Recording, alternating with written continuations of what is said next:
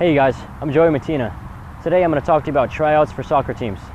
Okay guys, so let's talk a bit about trying out for a soccer team. I know tryouts can be very stressful and they can bring about a lot of anxiety in a player. It's always scary when you're going to go try out for your first team, second team, even if you're a pro trying out for a new team can be pretty daunting. Okay, the best thing you can do is prepare yourself mentally and physically for that tryout. Alright, you know what team you're going to try out for, you have to prepare accordingly. I remember when I was in high school, I grew up in Montana. I was going to try out for a team in Denver. I had to really prepare myself because this was a caliber team I had never played with before. I went down there, I trained really hard, and boom, that training, it helped me succeed and get onto that team. So the biggest thing is, train as hard as you can. You can never train too much.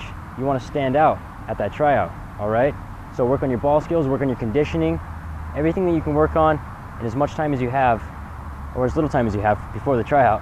Just try to get in as much work as you can, okay? You want to be peaking right when you hit that tryout and really impress the coaches. I'm Joey Mattina, and that was Tryouts for Soccer.